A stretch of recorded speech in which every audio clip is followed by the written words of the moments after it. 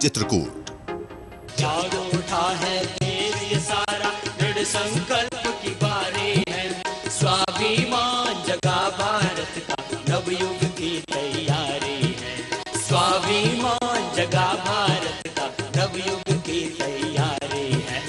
भ्रष्टाचार को अब न सहेंगे, सदाचार की बारी है।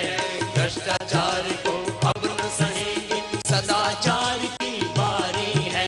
स्वाभिमान जगा भारत का, नवयुग की तैयारी है। स्वाभिमान जगा भारत का, नवयुग की तैयारी है। जाग उठा है देश सारा, दृढ़ संकल्प की बारी है। स्वाभिमान जगा भारत का, नवयुग की तैयारी है।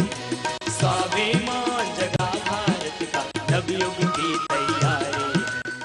काले धन को वापस लाने एवं देश को भ्रष्टाचार से मुक्त कराने के संकल्प के साथ देशव्यापी यात्रा कर रहे राष्ट्र नायक स्वामी रामदेव जी द्वितीय चरण की भारत स्वाभिमान यात्रा के अंतर्गत पंजाब राज्य के दौरे पर हैं। यात्रा के दौरान स्वामी जी गए भटिंडा जिले के प्रसिद्ध दमदमा साहिब गुरुद्वारा, जहां स्वामी जी ने गुरुद्वारे के दर्शन किए एवं लोगों ने स्वामी जी को शॉल भेंट कर अपने सम्मान को प्रकट किया। आज हम जहाँ पर तप किया और गुरुओं का जो पूरा जीवन रहा इस बात के लिए रहा कि जो समाज में पाप, अधर्म, अन्याय, शोषण, अत्याचार बढ़ गया था, उन्होंने उसको समाप्त किया, सत्य, धर्म, न्याय की स्थापना की और लोगों के जीवन का मंगल किया। तो यहाँ इस दमदमा साहब की पवित्र धरती पर यही संकल्प है हमारा कि इस देश में से भ्रष्टाचार खत्म हो, जिससे कि देश का पूरा विकास हो सके। ये भ्रष्ट व्यवस्थाएं खत्म हो और करीब 400 लाख करोड़ रुपए देश का काला धन लूटा है, वो देश के अंदर वापस आना चाहिए। प्रेरणादायी उद्बोधन देने के पश्चात स्वामी जी पहुंचे मोगा, जहां लोगों को संबोधित करते हुए युग पुरोधा स्वामी रामदेव जी ने कहा, ऋषियों की धरती, गुरुओं की धरती, वीरों की धरती पंजाब। ऐसा पुरातत्वविद बताते हैं, इतिहासविद बताते हैं कि सरस्वती नदी यहीं से बह करती थी और उसी के किनारे बैठ कर के ऋषियों ने वेद की ऋचाओं का उद्घोष किया। वैदिक संस्कृति का प्रादुर्भाव इसी पावनी धरती से हुआ और जो वेदों में वाणी लिखी गई है वही गुरुवाणी में है। बस समय के साथ भाषा बदली, भाव नहीं बदले। हम जो गुरुवाणी पढ़ते हैं उस गुरुवाणी में वेदों की वाणी है, उपनिषदों की वाणी है, दर्शनों के, उपनिषदों के, वेदों के, सब ऋषि मुनियों के संदेशों को एक जगह समावेश किया हमारे गुरुओं ने। और आज मैं थोड़ी सी अतीत की बात कहता हुआ वर्तमान और भविष्य की बात कहना चाहूंगा। एक तरफ भारत का गौरवशाली अतीत, अपने गुरुओं का चरित्र देखो, गुरु नानक देव जी से लेकर के गुरु गोविंद सिंह जी तक हम जितने भी महापुरुषों का, गुरुओं का चरित्र देखते हैं, इतना ऊंचा है कि उसके ऊपर अपने को गर्व होता है। और सृष्टि के आदिकाल से 1,96,08,53,112 वर्ष पुरानी अपनी ये सांस्कृतिक विरासत, और ऐसे इस पावन देश में, ऋषियों के देश में, गुरुओं के देश में, वीरों के देश में हमारा जन्म हुआ। अब हमारे सामने दो बातें हैं, एक हमारा चरित्र ऋषियों जैसा हो, गुरुओं जैसा हो, और दूसरा ये भारतवर्ष, ये आर्यावर्त देश, ये हिंदुस्तान जो दुनिया का सरताज रहा, ये दोबारा से अपनी उस पुरानी गरिमा को प्राप्त करे। बस छोटी छोटी एक दो बातें पहले अपने संदर्भ में, फिर देश के संदर्भ में कहना चाहूंगा। हर एक इंसान को भगवान ने बराबर शक्ति दी है, वो स्त्री हो या पुरुष हो। कई बार हम अपने भाग्य को कोसते रहते हैं कि मेरी तो किस्मत ही खराब है, मेरे तो भाग्य ही खराब है।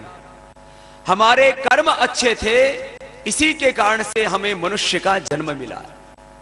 कई बार माताएं ऐसा सोच लेती हैं कि हमसे ज्यादा पुरुषों के भाग्य अच्छे हैं। मैं एक बात कहना चाहता हूं, पुरुष के भाग्य बहुत अच्छे हैं, लेकिन पुरुष से भी ज्यादा अच्छे भाग्य माताओं के हैं, क्योंकि माताएं ही पुरुषों को जन्म देती हैं। इस बात को हमेशा याद रखना। इसलिए माताएं अपने आप को कम करके ना आके, अपने घरों में जो बेटियां पैदा होती हैं उनको कम करके ना आके। कन्या भ्रूण हत्या का पाप हिंदुस्तान में होता है, दहेज हत्या का पाप हिंदुस्तान में होता है, गो हत्या का पाप हिंदुस्तान में होता है। ये अपने लिए शर्म की बात है। देखो, एक एक मनुष्य को भगवान ने बहुत शक्ति दी है। योगा का काम उस भीतर की शक्ति को बढ़ाना, भीतर की शक्ति को जगाना, बीमारियों को मिटाना, ये एक काम है, और ये भी बहुत बड़ा काम है। मैं भटिंडा के कल एक छोटे से गांव में गया, वहां से लेकर के मैंने गांव के बारे में सुना, और फिर ये जो पूरा क्षेत्र है, इधर कैंसर ऐसे ही बढ़ रहा है जैसे ब्लड प्रेशर, शुगर, मोटापा, अस्थमा, अर्थराइटिस की बीमारी, ऐसे लगभग हर घर में कैंसर के मरीज पैदा हो रहे हैं। मैं जैसे ही भटिंडा से चल रहा था, रास्ते में छोटी छोटी सभाओं को संबोधित करता यहां पहुंचा। एक भाई बलजीत आया, अब उसकी आंखों में आंसू बेचारे से बैठा ही ना जाए। उसको फूड पाइप का, आहार नली का कैंसर हो रखा। रोए रोए बोले, बाबा जी कभी जिंदगी में बीड़ी नहीं पी, शराब नहीं पी, इधर वो बुक्की खाते, बुक्की नहीं खाई बाबा जी, दाल रोटी के अलावा कुछ खाया नहीं है, फूड पाइप का कैंसर हो गया। कैंसर क्यों हो रहा है, हमें सोचने की जरूरत है। आज से 25-50 साल पहले ये कैंसर की बीमारी नहीं थी, और अब वो एक गांव बताया, उस गांव में तो 50 से ज्यादा तो रोगी मर चुके हैं। जज्जल गांव का एक मास्टर जी आया हुआ था, वो बता रहा था 6 आदमी इसी साल मर गए गांव में, और लगभग हर घर में फैल गया। ये किससे हो रहा है? ये कैंसर हो रहा है। ये जो हम खेत में जो डालते हैं फर्टिलाइजर्स, यूरिया, डीएपी और ऊपर से कीटनाशक, जो खेत में डालते हैं वो पेट में आता है। जो खेत में डालते हैं वो पेट में आता है। वो जो हम उसमें यूरिया डालते हैं, डीएपी डालते हैं, वो गाजर बन के आ जाता है, टमाटर बन के आ जाता है, वो बैंगन बन के आ जाता है, वो धान बन के आ जाता है, वो गन्ना बन करके फिर चीनी बन करके आता है। कपास जो बोते हैं, हम सोचते हैं कपास वाला कैसे आएगा, कपास में भी तो रुइया होगा और जो है तेल होगा। बिनोला गाय भैंस खाती है, उससे घी और दूध तैयार होता है। वो बिनोला गाय भैंस खा करके वो जो दूध देती है, दूध के अंदर, घी के अंदर, शाक सब्जियों के अंदर इतने जहर भर गए हैं। अरे उसके अंदर तो जो भर गए सो भर गए।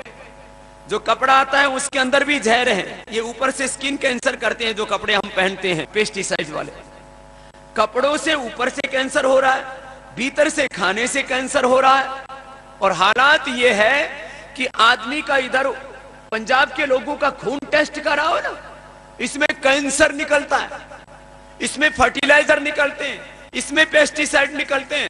जो खेत में पानी चेक करो तो उसमें पेस्टिसाइड निकलते हैं।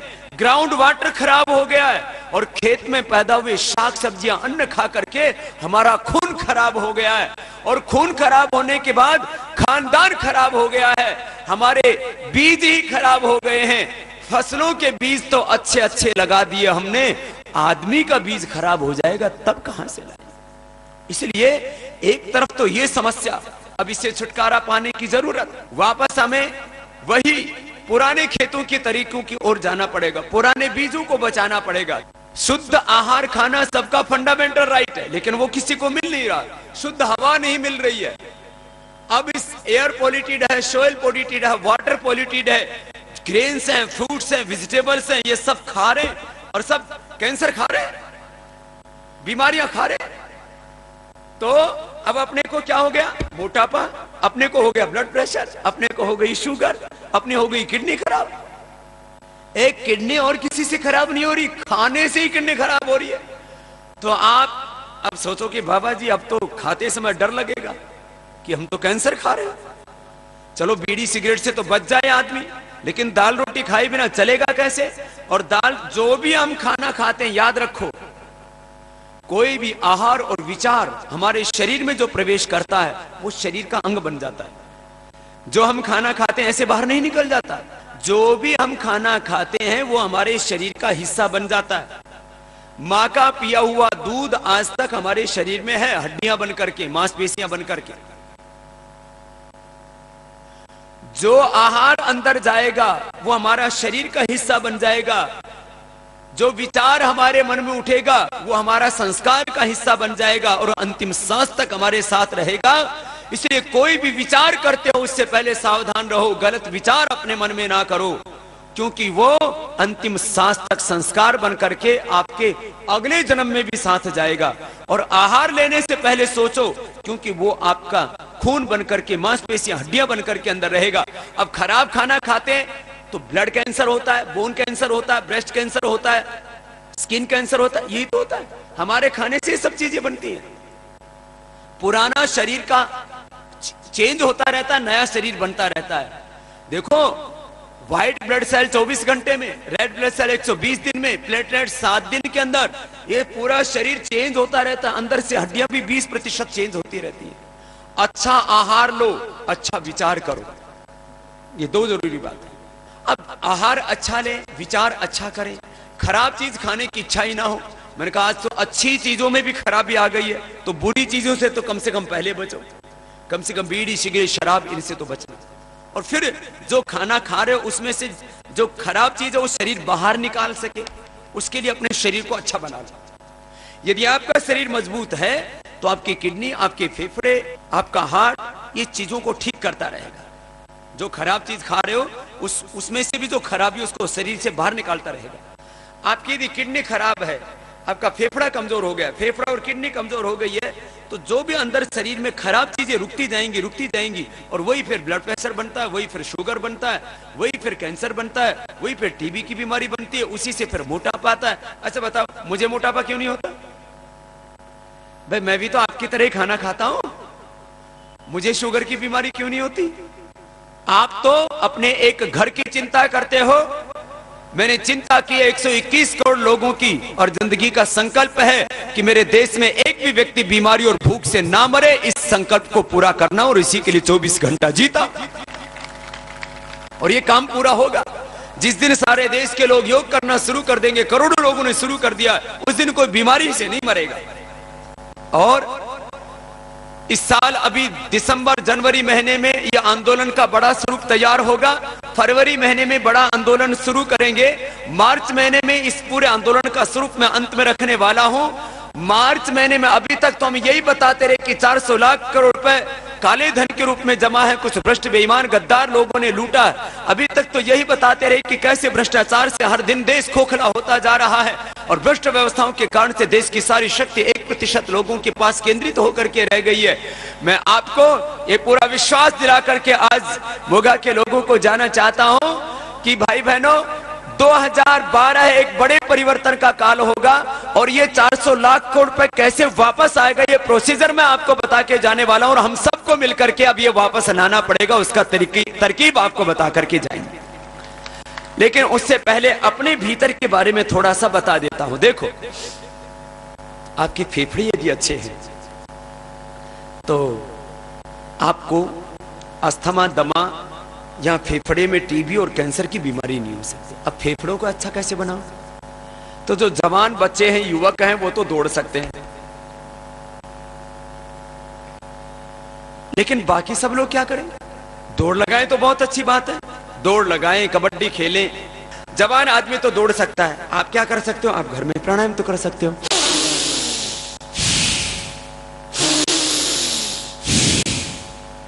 पांच मिनट कर लो, आपके फेफड़े एकदम मजबूत रहेंगे।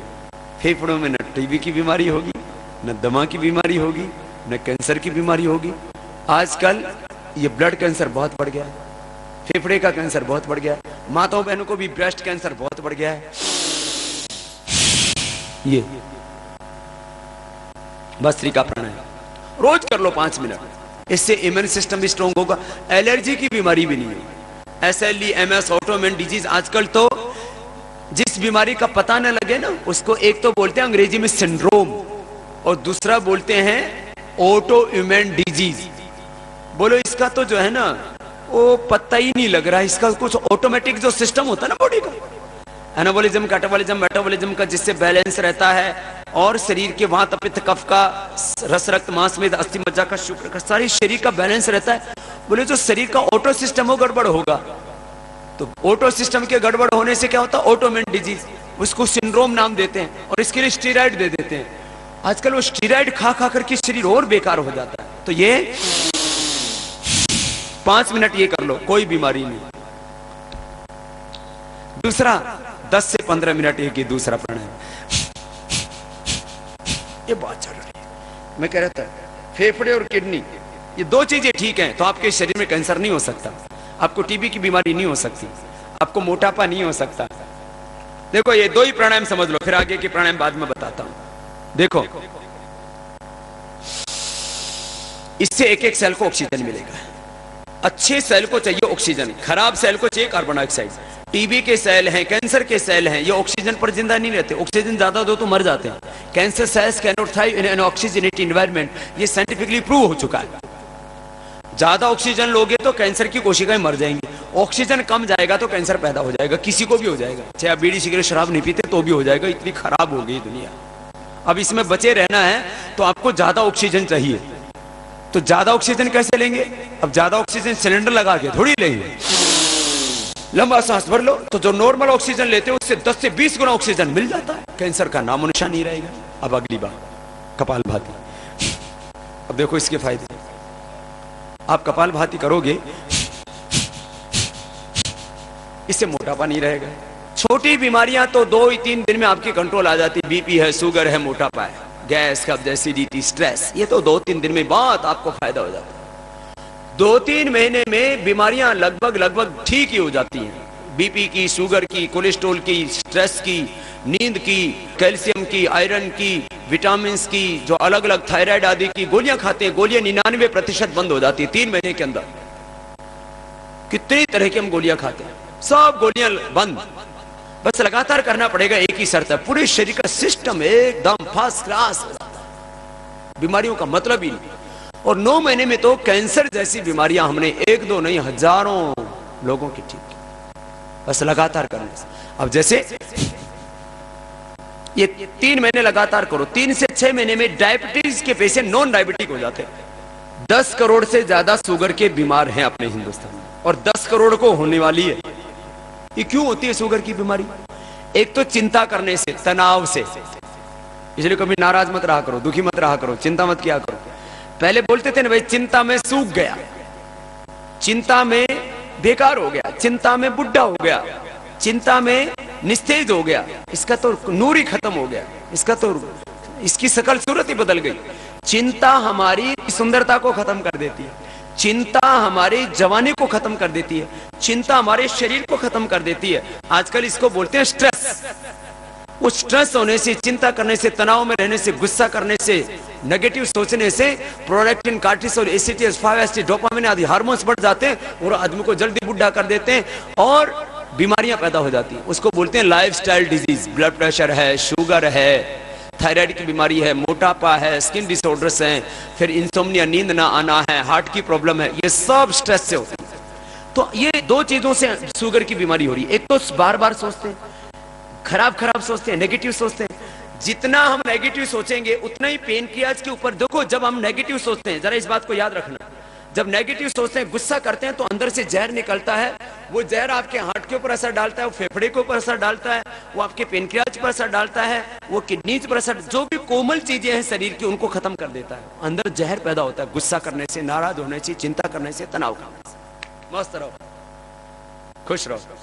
भगवान ने इंसान का, मनुष्य का जन्म दिया और भगवान ने अपनी जिंदगी जीने के लिए, जिंदगी को बसर करने के लिए 2 वक्त की रोटी, 2 कपड़े तन ढकने के लिए और 2 गज की जमीन सबको मिली हुई। हाय हाय किसी की पूरी होती नहीं है, इसलिए ज्यादा चिंता नहीं। किस बात की चिंता? भगवान ने जो दे रखा उसका शुक्रिया किया करो। भगवान तेरा लाख लाख शुक्रिया, तूने मनुष्य का जन्म दिया। भाई बहनों, एक तो चिंता सी बीमारियां होती हैं, दूसरी खराब खान पान से, फिर अंग्रेजी तेज दवाइयों से। आजकल छोटे बच्चों को शुगर हो गई है। क्यों? छोटे बच्चों को तेज बुखार की दवाई दे देते हैं, छोटे बच्चों को पेट की कीड़े की दवाई दे देते हैं। 3 साल के 5 साल के बच्चों को शुगर हो जाता है, 3-5 साल के बच्चों को ब्लड कैंसर हो रहा है आजकल, ब्रेन ट्यूमर हो रहा है आजकल। बहुत खतरनाक स्थिति है। यदि हमने आज अपने बच्चों को इस योगाभ्यास की तरफ, एक्सरसाइज की तरफ नहीं ढाला तो आने वाली हमारी नस्लें खत्म हो जाएंगी। बहुत खतरनाक होगा खेल। इसलिए योग तो सबके लिए जरूरी है, बच्चों के लिए भी, बड़ों के लिए। योग करने से जेनेटिक बीमारियां भी ठीक हो जाती है, जैसे जेनेटिक हार्ट की बीमारी, genetic sugar, genetic BP, genetic arthritis, genetic मोटापा, ये जीन से बीमारियां ट्रांसफर होती हैं। अब इसके लिए कोई दवाई नहीं है, योग ही दवाई है। तो मैं कह रहा था, योग करने से हमको क्या क्या मिला।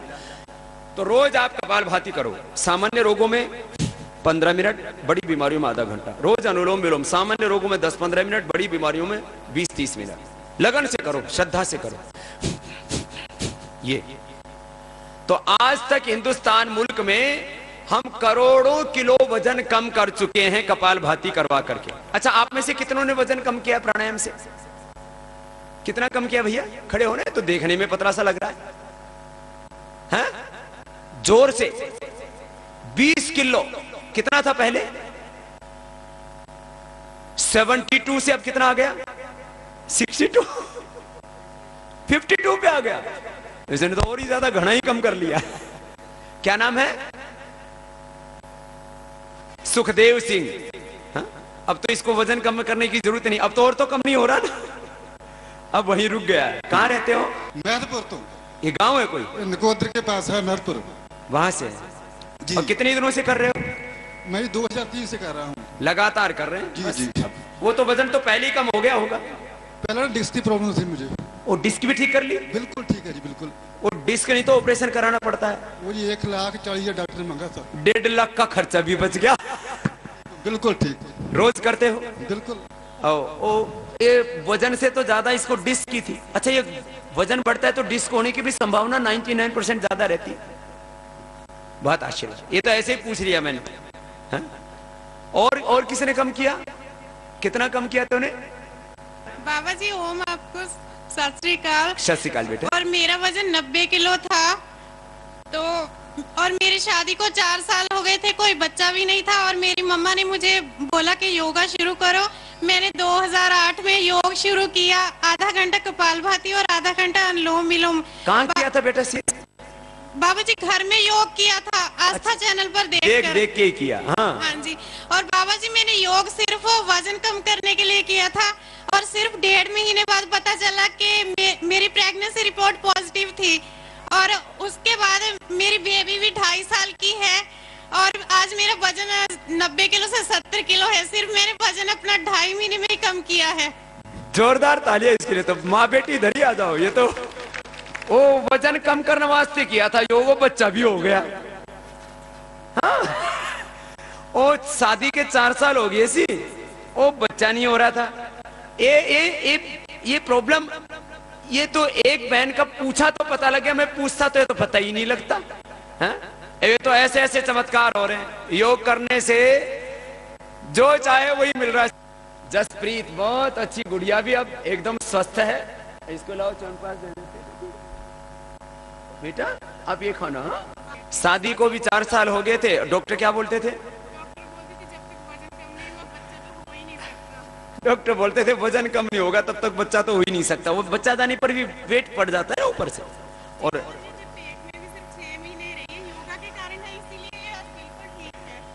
बच्चे भी स्वस्थ, बहुत आशीर्वाद, खुश। हाँ? ये तो जसप्रीत और बेटी का गुड़िया का क्या नाम है इसका? जपजी। बेटी का नाम ही जपजी रख दिया। जाओ बेटा, खुश रहो। बहुत आशीर्वाद। हाँ? अब ये तो पूछा तो पता लग गया, नहीं तो पता ही नहीं लगता है जसप्रीत को क्या हुआ योग से। ये तो ऐसे पूछ लिया तो पता लग गया। मैं देश के बारे में अब बात कहना चाहता हूं। व्यक्तिगत तौर पर हमारे भीतर भगवान ने इतनी शक्ति दी, अपनी शक्ति योग से हम जगा लें तो हर एक इंसान महान बन सकता है। सबको भगवान ने बराबर शक्ति दी है, ज्ञान दिया है। अपने देश को भगवान ने बहुत कुछ दिया है। भारत दुनिया की 4थी बड़ी अर्थव्यवस्था है। भारत का यदि आर्थिक दृष्टि से देखो, इकोनॉमी की दृष्टि से देखो, पैसे की दृष्टि से देखो तो भारत आज कौन से नंबर पर है? चौथे नंबर पर। अमेरिका 732 लाख करोड़ रुपए की जीडीपी के साथ पहले नंबर पर, चीन 503 लाख करोड़ रुपए की जीडीपी के साथ दूसरे नंबर पर, जापान 215 लाख करोड़ रुपए की अर्थव्यवस्था के साथ तीसरे नंबर पर, और भारत 202 लाख करोड़ रुपए की उसकी पीपीपी मोड पर जीडीपी है, चौथे नंबर पर है। अच्छा, अब अगली बात सुन लो, अमेरिका क्यों कमजोर है भारत से? चीन से मुकाबला करना पड़ेगा। जापान तो चलो छोटा सा देश है, अब उसमें बढ़ने की संभावनाएं भी खत्म हो गई हैं, आबादी भी थोड़ी सी है। अपने एक पंजाब जितना देश है, पंजाब में तो अपने खाने के लिए अनाज पैदा हो जाता है, जापान में तो शाक सब्जियां अनाज भी बाहर से लाना पड़ता है। जरा गौर से सुनना, अब हमारी असली टक्कर किससे है? चीन और अमेरिका से। अभी आपने सुना होगा 1 लाख सेना की भर्ती करने का ऐलान किया है और सीमाओं पर तैनात करने के लिए तैयारी कर रहे हैं। उसके लिए 60-70 हजार करोड़ रुपए का प्रोजेक्ट भी सरकार ने बनाया है। क्यों?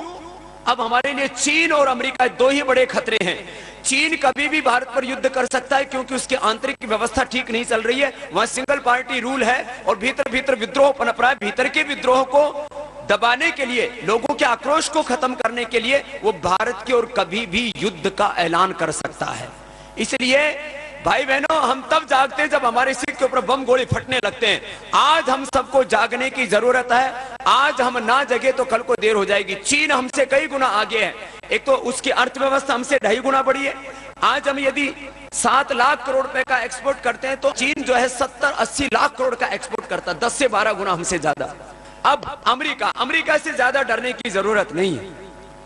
मैं तो असली शत्रु भारत का चीन को मानता हूं। पहले भी हम कहते रहे हिंदी चीनी भाई भाई, और हो गई लड़ाई और तेजपुर तक आकर के पूरे भारत को घेर लिया। बड़ी मुश्किल से समझौते किए गए और भारत का बहुत बड़ा भूभाग हमने चीन को दे दिया। आज तक वो सिरदर्द हमारा बना हुआ है। अरे चीन की तो बात छोड़ो, भारत के लोग तो इतने कायर, कमजोर और बुज़दिल रहे कि अपना कश्मीर भी, आधा कश्मीर हमें भारत के नक्शे में दिखाया जरूर जाता है, लेकिन हकीकत में भारत का माथा मुकुट हमने आधा कश्मीर को दे दिया। और अभी भी हिंदुस्तान में कुछ देशद्रोही हैं जो कहते हैं जो शेष कश्मीर है वो भी पाकिस्तान को दे देना चाहिए। इतनी कायरता, इतनी बुज़दिली अपने हिंदुस्तान में, मुल्क में आ गई। मैं कह रहा था चीन की तो बात छोड़ो, पाकिस्तान भी हमको डरा जाता है। शेर तो शेर छोड़ो, चूहे भी भारत को डराते हैं। आगे मैं अमेरिका की यदि बात करूं तो सुनो जरा, अमेरिका कोई बहुत ताकतवर मुल्क नहीं है। यो पंजाब के लोग यूके, यूएसए, कनाडा जाने में बहुत खुश होते हैं, लेकिन सुन लो अभी दुनिया बदलती जा रही है। ये थोड़ी दिन में दुनिया और बदलेगी। पूरा यूरोप ध्वस्त होने वाला है, अमेरिका ध्वस्त होने वाला है, डॉलर से लेकर के, पाउंड से लेकर के यूरो तक सब ध्वस्त होने वाले हैं। ये आगे आने वाले दुनिया कैसी होगी जरा सुन लो एक बार। 400 लाख करोड़ रुपए हिंदुस्तान का जिस दिन आ गया, 200 लाख करोड़ रुपए की पहले से हमारी अर्थव्यवस्था है, 600 लाख करोड़ रुपए की हमारी अर्थव्यवस्था हो जाएगी। जो आज हमारी जो ग्रोथ रेट है, विकास दर है, वो आज 10 है, वो 15 से 20 हो जाएगी क्योंकि हमारी पूंजी बढ़ जाएगी। तो भारत 2012-13 में हमें परिवर्तन करना है। 1 साल के भीतर जिस दिन काला धन आ जाएगा, भारत वर्ल्ड इकोनॉमिक पावर की तरफ बढ़ने लग जाएगा और 2020 तक भारत को वर्ल्ड इकोनॉमिक सुपर पावर हमको बनाना है। ये संकल्प आज आपको लेकर के जाना है। इसको कैसे क्रियान्वित करना है वो थोड़ा बताता। अब सब कहते हैं काला धन आना चाहिए। आडवाणी जी ने भी अपनी यात्रा शुरू कर रखी है, काला धन आना चाहिए। वर्तमान केंद्र सरकार भी बोलती है हम भी काला धन लाना चाहते हैं, लेकिन काला धन कैसे आएगा ये कोई नहीं बताते। इसकी हमने पूरी वर्ल्ड की अर्थव्यवस्था के बारे में समझ करके, जान करके, सारी चीजों को पूरे तथ्यों के साथ जब हमने समझा, परखा, तो एक निष्कर्ष पर पहुंचे। विदेशों में जमा भारतीय नागरिकों का अवैध धन और अवैध संपत्ति, black money and illegal assets, इसको राष्ट्रीय संपत्ति घोषित करे पहले सरकार। और दूसरा काम क्या करे, वो जानकारी कैसे मिलेगी कि किसका धन और कितना धन है, किसकी संपत्ति है। वहां जाकर के लोगों ने बैंकों में पैसा नहीं जमा किया। और पहले हम ये सोचते थे ना कि खाली हमारा पैसा कहां जमा है, हमें क्या बताया गया अभी तक, बोलो तो स्विट्जरलैंड, सभी को यही पता है। अब तो स्विट्जरलैंड से पैसे शिफ्ट हो चुके हैं। ये मेरे पास में अमेरिका के ही 25 सांसदों का, एमपीज का लिखा हुआ पत्र है, उनकी सिग्नेचर है। इसमें उन्होंने एक्सेप्ट किया है कि उनका देश सबसे बड़ा काले धन का सबसे बड़ा केंद्र है। सबसे strong and safe tax haven America है। ये प्रूफ के साथ आपको कह रहा हूं। करप्शन एंड मनी लॉन्ड्रिंग, इस एक्ट के तहत अभी तक आजादी के 64 वर्षों में जिन लोगों की भी हुकूमत रही है हिंदुस्तान में, वो कोई भी हो, मेयर से लेकर के एमएलए एमपी तक, और क्लास 1 ऑफिसर सरकार के, और टॉप कॉर्पोरेट जिनका 20-50 करोड़ से ऊपर का बिजनेस है, इनका नाम दे करके और दुनिया के देशों से जानकारी मांगी जाए कि भाई इनके नाम तुम्हारे देश में कोई अवैध संपत्ति, अवैध धन तो नहीं है, और पहले इनसे डिक्लेरेशन ले लेना चाहिए कि भाई हमारा इतना देश में, इतना विदेश में, इतना धन, इतनी संपत्ति है। उसके अलावा जो भी मिले वो इलीगल एसेट, इलीगल मनी होगा, उसी को काला धन, काली संपत्ति बोलते हैं। तो बोलो ये काम होना चाहिए कि नहीं?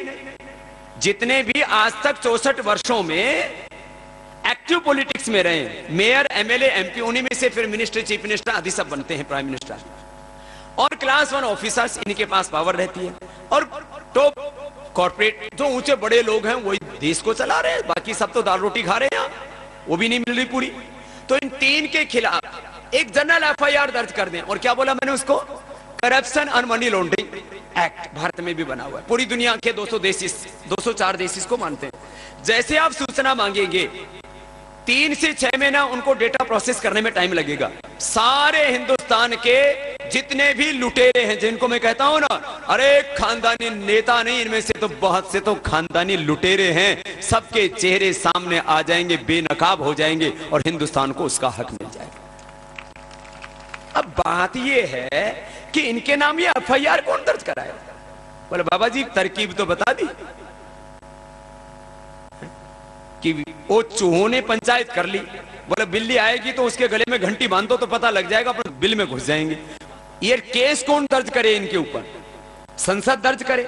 संसद को ही राइट है, ये पॉलिटिकल डेमोक्रेटिक सिस्टम है। इसलिए हम कहते हैं कि केंद्र सरकार इसको करे, और केंद्र सरकार यदि ईमानदार है तो मैंने पत्र लिख दिया प्रधानमंत्री जी को, अब लास्ट पत्र लिखा है।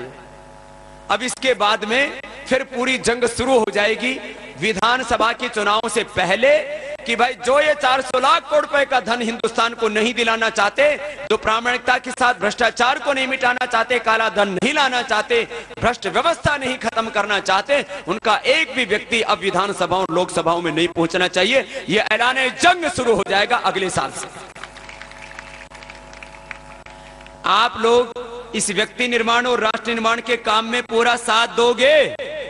जरा हाथ उठा के बताओ तो। बोले भारत माता की, जो बोले सो निहाल। वाहेगुरु जी का खालसा, वाहेगुरु जी की फतेह। पतंजलि आयुर्वेद आपके लिए। मोगा वासियों को भारत स्वाभिमान से जोड़ने के पश्चात स्वामी जी चल दिए फरीदकोट जिले के जैतू की ओर, लेकिन रास्ते में जगह जगह लोग स्वामी जी के काफिले को रोक उनका स्वागत करते और आशीर्वाद प्राप्त करते। रास्ते में लोगों को मिलते और आशीर्वाद देते हुए स्वामी जी पहुंचे जैतू, जहां पहुंचने पर स्वामी जी को पुष्पगुच्छ व माला भेंट कर लोगों ने आशीर्वाद प्राप्त किया। यहीं पर स्वामी जी पूज्य स्वामी सूर्यदेव जी महाराज से मिलने पहुंचे। तदुपरांत जननायक स्वामी रामदेव जी ने अपने उद्बोधन में कहा, स्वामी जी महाराज के साथ हमारा बहुत आंतरिक आत्मिक प्रेम है, और उस प्रेम को ऐसे तो कहते हैं कोई चीज जो है व्यक्त नहीं की जा सकती शब्दों में। तो यहाँ आकर के ये अपनी भावना प्रकट करने के लिए कि हमारे विद्वान युवा सन्यासी पूज्य स्वामी सूर्यदेव जी महाराज वो हमारे अभिन्न है, अनन्य है, और इस पूरे व्यक्ति निर्माण, राष्ट्र निर्माण के काम में पूरी तरह से एक साथ मिलकर के काम कर रहे हैं। उनको अपना प्रेम प्रकट करने के लिए यहाँ पर आए। जैतू वासियों को प्रेरणादायी उद्बोधन देने के पश्चात स्वामी जी चल दिए फरीदकोट जिले के ही कोटकापुरा की ओर, जहां स्वामी जी का माल्यार्पण कर लोगों ने जोरदार स्वागत किया। तदुपरांत स्वामी जी चल दिए लुधियाना जिले के रायकोट की ओर। पतंजलि योग पीठ हरिद्वार के निर्देशन में संचालित आत्मा सिंह प्रेम प्यारी अस्पताल के शिलान्यास कार्यक्रम में, जहां पहुंचने पर स्वामी जी का ओम की ध्वनि के साथ तिलक कर जोरदार स्वागत किया गया। मंच पर स्वामी जी को फूलों की विशाल माला पहनाकर लोगों ने आशीर्वाद प्राप्त किया तथा पंजाब की शान पगड़ी पहनाकर एवं शॉल, तलवार व स्मृति चिन्ह भेंट कर लोगों ने स्वामी जी के प्रति अपने सम्मान को प्रकट किया। इसके बाद स्वामी जी ने और अन्य गणमान्य व्यक्तियों ने दीप प्रज्वलन किया।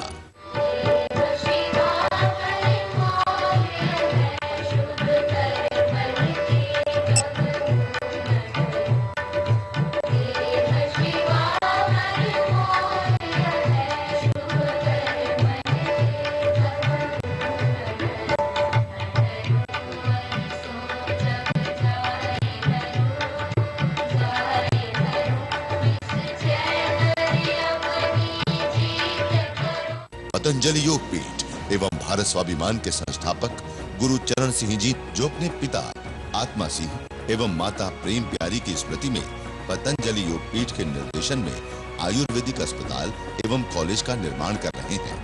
उस अस्पताल का शिलान्यास राष्ट्रनायक स्वामी रामदेव जी ने अपने कर कमलों से किया। इस अवसर पर स्वामी जी ने गुरु चरण सिंह जी के पुत्र संदीप सिंह व मंजीत सिंह जी एवं पुत्री रुपिंदर व रुपिका को अपना आशीर्वाद प्रदान किया।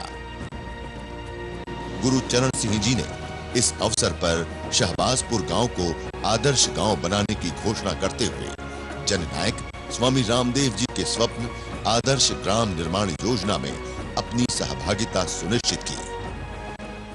ਅੱਜ ਦਾ ਦਿਨ ਸਾਡੇ ਸਾਰਿਆਂ ਲਈ ਬੜਾ ਹੀ ਚੰਗਾ ਦਿਨ ਹੈ ਕਿ ਸਵਾਮੀ ਜੀ ਸਾਡੇ ਸਾਰਿਆਂ ਦੇ ਵਿੱਚ ਵਿਰਾਜਮਾਨ ਹਨ। ਇਹ ਇਹਨਾਂ ਦੀ ਪ੍ਰੇਰਣਾ ਅਤੇ ਆਸ਼ੀਰਵਾਦ ਦਾ ਹੀ ਫਲ ਹੈ ਕਿ ਅਸੀਂ ਆਪਣੇ ਮਾਤਾ ਪਿਤਾ ਦੀ ਯਾਦ ਵਿੱਚ ਆਤਮਾ ਸਿੰਘ ਪ੍ਰੇਮ ਪਿਆਰੀ ਆਯੁਰਵੈਦਿਕ ਹਸਪਤਾਲ ਅਤੇ ਸਿੱਖਿਆ ਕੇਂਦਰ ਬਣਾਉਣ ਦਾ ਬੀੜਾ ਉਠਾਇਆ ਹੈ ਤੇ ਅੱਜ ਇਸ ਮਹਾਨ ਕੰਮ ਦਾ ਨੀਂਹ ਪੱਥਰ स्वामी जी दे पवित्र हत्थां नाल हो रहा है ते स्वामी जी दा इस गल्लों भी धन्नवादी हाँ कि उन्होंने मेरे दादा जी दे पिंड शहबाजपुरा नूं अपनी ग्राम उत्थान योजना दे अंदर आदर्श पिंड बनाउण दा ऐलान कीता है। ये साडे सारियां लई बड़ा ही गर्व भरिया दिन है। स्वामी जी दे आशीर्वाद अते पतंजलि योगपीठ दे हुक्मां अनुसार सारा काम नेपरे चढ़ेगा अते नाल लगदे सारे पिंडां नूं इस तो वध लाभ होवेगा। स्वामी जी असीं सारे एक बार फिर तुहाडा धन्नवाद करदे हां ते आस करदे हां कि तुहाडा ये प्रेम ते आशीर्वाद साडे ते ही नहीं बल्कि पूरे हिंदुस्तान वासियों नूं मिलदा रहेगा ते जेड़ी जगह योगा दी जोत तुसी साडे सारियां दे दिलां विच जगाई है वो हमेशा जगदी रहेगी। असीं आचार्य बालकृष्ण जी दे भी बहुत बहुत धन्नवादी हाँ जिन्हां ने सानू हर कदम ते प्रेरिया ते इस वड्डे काम नूं करन दा जिम्मा सौंपिया। आखिर विच असीं आचार्य डॉक्टर सुमन भैन जी चीफ कोआर्डिनेटर महिला बनेपरे चढ़िया ते अज स्वामी जी साडे सारियां विच विराजमान हन। ये उन्हां दी मेहरबानी है। आखिर विच मैं गुप्ता जी परमिंदर जोली जी मैं गुरचरण सिंह चेयरमैन ट्रस्ट दा और मेरे सारे ट्रस्टी मैंबर मेरे फैमिली मैंबर बाकी मैं स्वामी जी अगे दो दरखास्त करनी है। एक तो शहबाजपुरा पिंड के स्वामी जी सारे पुतबंते सज्जन आए हुए हैं और उन्हां दे कोले तुहाडे मुबारक जमान तो ये जरूर कहना कि ये पिंड पहला असी अप्लाई किया सी और तुसी इनू अपना लिया और साडा सारा इंतजाम किया है। पैसे असी इकट्ठे कर लिए हैं और तुसी सिर्फ अदरवाइज असी तुहानू उत्थे लैके जाना सी क्योंकि नेरा हो गया इस करके असी माफी मंगांगे और थोड़ा टाइम नहीं खराब करांगे। दूसरी एक अपील ये करनी है ये जदों बिल्डिंग बन गई तुसी चाहे इंग्लैंड बैठोने च उद्घाटन तुसी ते आचार्य बालकृष्ण जी सुमन भैन जी जिन्ने भी उथे दे थोड़े कारकुंदगान ने सारियां नू मैं बस भेज के मंगाऊंगा और ये साड़ियां दो अर्जियां मंजूर करो। शहबाजपुरा ये तो गांव जिस गांव में मैं पैदा हुआ वो उसके पास में एक शहबाजपुरा था तो शहबाजपुरा गांव वाले कितों है हाथ उठाओ। तो एक बार जोरदार तालियां आपके लिए भी। आपके गांव को एक आदर्श गांव बनाएंगे, रोग मुक्त नशा मुक्त एक आदर्श गांव बनाने के लिए जोरदार तालियां इनके। तदुपरांत युग पुरोधा स्वामी रामदेव जी ने अपने उद्बोधन में कहा, ये जो बड़ा संकल्प लिया है सेवा का, महर्षि चरक ने चरक संहिता में कहा कि सबसे बड़ा काम है रोगी को आरोग्य देना। देखो, कुछ नुकसान ऐसे होते हैं जिससे अपने धन की हानि होती है, जमीन की हानि होती है, व्यापार की हानि होती है, मान की हानि होती है। ये सब सह सकते हैं, इसको हम पा सकते हैं। पैसा कम हो गया, बढ़ा लेंगे, जमीन कम हो गई और खरीद लेंगे, मेहनत कर लेंगे। लेकिन अब किसी को कैंसर हो गया, अब क्या करेगा? कितना ही बड़ा आदमी हो, बड़ी बीमारी कोई भी हो साहब। अभी एप्पल कंपनी के, पूरी दुनिया की कितनी बड़ी कंपनी, उसके मालिक को कैंसर हो गया, चले गए दुनिया। कैंसर से आज तक कोई बचा ही नहीं। कौन बचा? जो योग की शरण में आया है। अब इधर पंजाब में तो एक एक गांव में 50-50, 100-100 मौतें कैंसर से हो गई। पहले गांव में कैंसर को कोई जानता ही नहीं था। अब तो जैसे घरों में ब्लड प्रेशर, शुगर, हार्ट की बीमारी, मोटापा, जोड़ों में दर्द, ऐसी लोगों को कैंसर हो रहा है। और यदि हमने अभी इस हिंदुस्तान को और गांव को नहीं बचाया तो कल को अपनी नस्लें खराब हो जाएंगी। ये जीन्स में चला जाता है।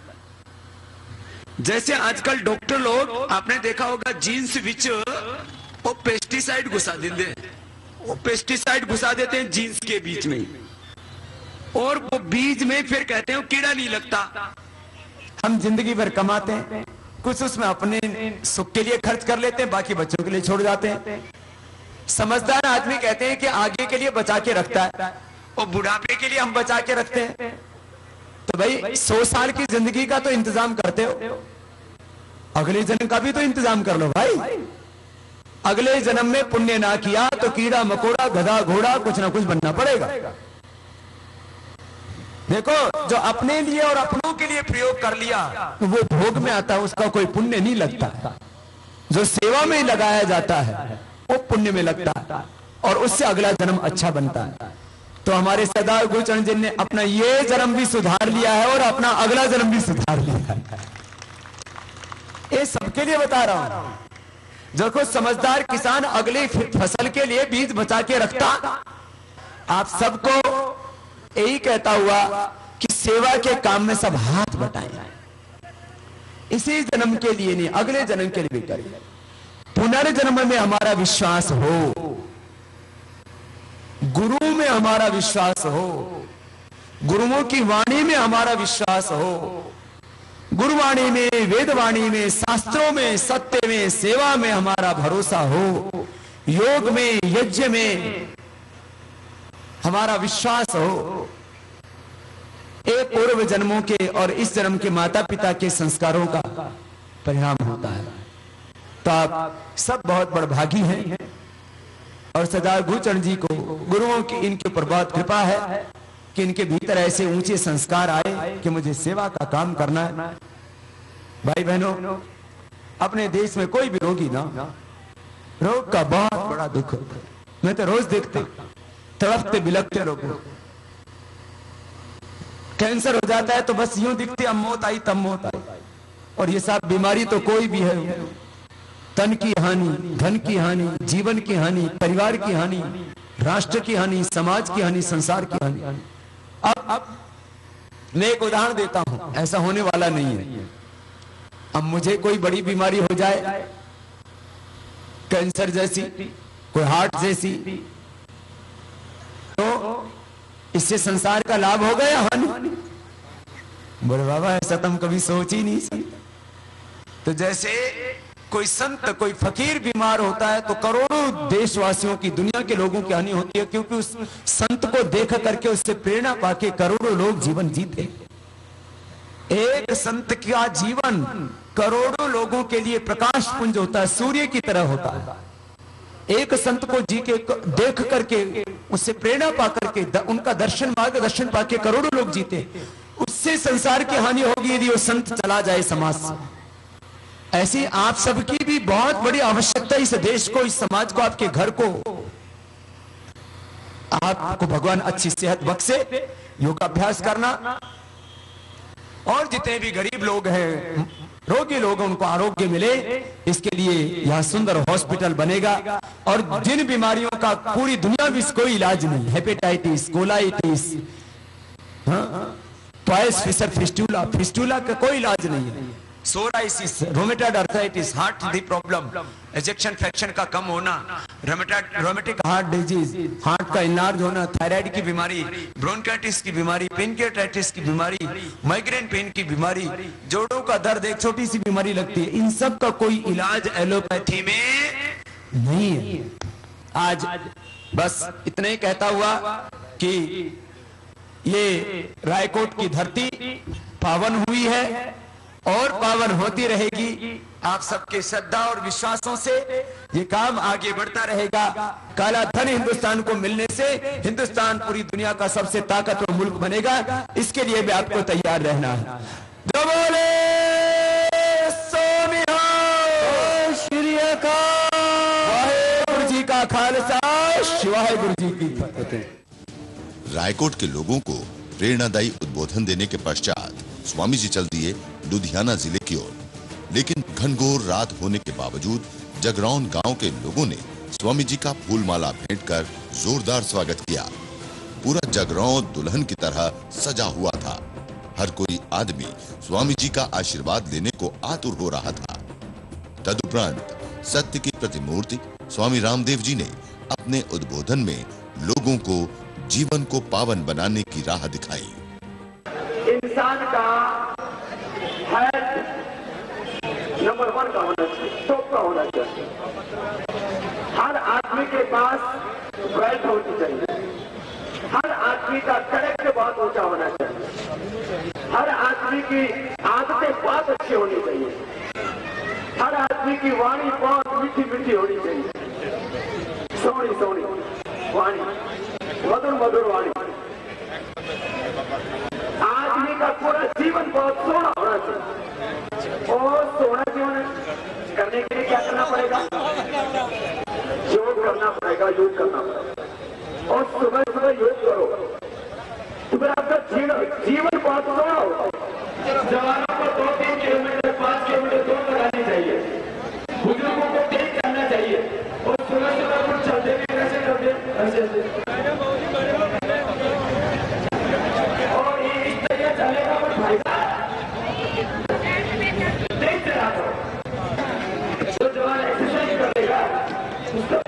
मन बहुत ही चंगा है। योग अभ्यास करो, एकदम परफेक्ट तबीयत, फिटनेस एकदम फर्स्ट क्लास। और मोटापा, बीपी, शुगर ये तो होगी ही नहीं, कैंसर तो होना ही नहीं। वो कैंसर तो एक एक गांव में 50-50 आदमी मर गए कैंसर से, और हर साल 8-10 लोगों की मौत हो रही है कैंसर से। ये हालात हो रही है। बीड़ी, सिगरेट, शराब आदि से तो होता ही है। एक तो खाने से कैंसर होगा। प्राणायाम करने की, सुबह सुबह योगाभ्यास करने की आदत डाल लो, बाकी सब खराब आदत छूट जाएगी। खराब आदत क्या है? खराब आदत है ज्यादा खाना।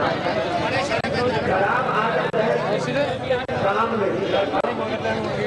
खराब आदत है गुस्सा करना।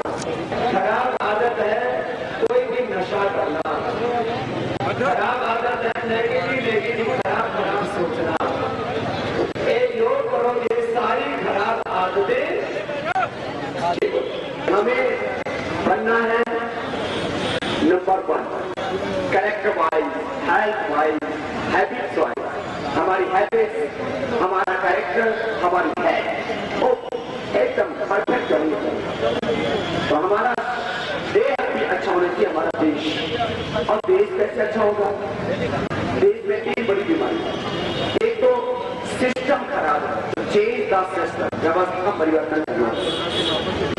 सबके लिए समान शिक्षा, भारतीय भाषाओं में शिक्षा, समाज शिक्षा, ये गलत चुनाव प्रणाली को ठीक करना, प्रबंधन की नीति और अंग्रेजों के वक्त के आए गुलामी के बनाए हुए सारे कानून व्यवस्थाओं को खत्म करके स्वदेशी व्यवस्था लाना। किसान जितना पैदावार करता है उसका कम से कम 1 लाख की पैदावार करता है, तो 1 लाख का उसको जितनी कंपनसेशन मिलेगा उतनी न महंगाई रहेगी, न किसान गरीबी के गाल से अपना चाहता है। इसको तो कहते करना पड़ेगा सिस्टम को। दूसरा, करप्शन के 3 चीजें करनी पड़ेगी। एक तो मजबूत रोजगार, तो एक पक्ष। दूसरा, एक्जिस्टिंग सिस्टम को ज्यादा इफेक्टिव, स्ट्रॉन्ग और ट्रांसपेरेंट बनाना। फिर लोगों के कैरेक्टर को ऊंचा उठाना। जब तक कैरेक्टर बिल्डिंग का काम नहीं होगा, देश में से भ्रष्टाचार खत्म, और कैरेक्टर बिल्डिंग का काम होगा योग से, अध्यात्म से, गुरुओं की वाणी का अध्ययन करने से, वैसा जीवन जी सत्पुरुषों के, महापुरुषों के सत्संग करने से, और हमारी आर्थिक नीतियों को ठीक करना पड़ेगा। पूरा वर्ष करेंसी की इकोनॉमी की ओर जा रहा है। ये नोट में खोट, ये बड़े बड़े नोट है ना 500,000 की, ये सबको बढ़ावा देते हैं। 10-20 के नोट होंगे तो लाख रुपए मांगेगा, बोरी भर के ले जाना पड़ेगा, लेने वाले बड़ी देगा, देने वाला भी। करोड़ की रिश्वत मांगेगा, ट्रक भर के ले जाना पड़ेगा, कितों रखेगा, दिक्कत आएगी। 99% समस्याएं खत्म हो जाती हैं यदि बड़ा नोट बंद हो जाए। बड़े नोट में ट्रांसपोर्टेशन बहुत ईजी होता है, सब गड़बड़ काम उसी से करते हैं। आतंकवादियों को, नक्सलवादियों को तनख्वाह देनी हो, रिश्वत देनी हो, सारे गलत काम में कौन सा पैसा यूज होता है बोलो? बड़ा नोट बंद हो जाए। 93% हमारी करेंसी इकोनॉमी में, ये बड़ी करेंसी। सारे टैक्सेशन खत्म। आज देख रहे होंगे महंगाई बढ़ गई, वो टैक्स सारे खत्म कर दो तो पेट्रोल 40 रुपए का मिलेगा। कितने का? इसमें सारे 30-35 रुपए तो टैक्स है। एक्चुअल कॉस्ट पेट्रोल की है 30-32 रुपए। 30-32 रुपए ही पेट्रोल की एक्चुअल कॉस्ट है। उसको डिफाइन करते हैं, उसमें 5 रुपए लगता है, ट्रांसपोर्टेशन में 2-3 रुपए लगता है, और पेट्रोल पंप वाले को 100 रुपए मिलता। कितना हो गया था? 40। टैक्स खत्म कर देंगे तो गवर्नमेंट कैसे चलेगी? ऑनलाइन ट्रांजेक्शन टैक्स लगाओ, sale tax, income tax, road tax, registry tax, ये टैक्स, वो टैक्स। अभी तो कमाल बात है, लोगों पर भी टैक्स लगाने की कोशिश कर रहे हैं। सुनो, अब ये तो बताया मैंने। अब लास्ट बात, काला धन, ये है 400 लाख करोड़। कितना? अरे जोर से तो बोलो।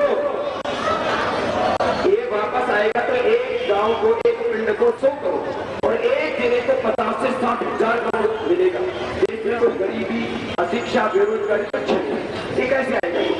इसके लिए सिंपल सा नियम है, विदेशों में जमा भारतीय नागरिकों की, विदेशों में जमा अवैध संपत्ति और अवैध धन, illegal money and illegal asset, इसको नेशनल प्रॉपर्टी, राष्ट्रीय संपत्ति घोषित करो। और इसका किसका है, कितना है, कहाँ है, कैसे पता लगेगा? इसके एक सिंपल लॉ है जिसको पूरी दुनिया मानती है। एक कानून तो सारी दुनिया मानती है, वो कानून है corruption and money laundering law. क्या बोला? Corruption and money laundering law के तहत जितने भी लोग आज तक पॉलिटिक्स में रहे, जो भी क्लास 1 ऑफिसर रहे, जो भी बड़े कॉर्पोरेट के लोग हैं जिनका 20 करोड़ रुपए से ज्यादा का टर्नओवर, उनका एक लिस्ट बना के 204 देशों को भेज दो कि भाई इनके नाम तुम्हारे यहाँ कोई भी संपत्ति है या धन है, कहीं कहीं बैलेंस है तो हमें बताओ। एक दिन में सारा पता लग जाएगा। डेटा कंपाइल करने में 1 महीना, 3 महीना, 6 महीना लग सकता है। 6 महीने के भीतर 400 लाख करोड़ रुपए हिंदुस्तान को मिल जाएगा, और भारत दुनिया की सबसे बड़ी आर्थिक महाशक्ति बन जाएगा। ये काम होना चाहिए। ये काम होगा कैसे?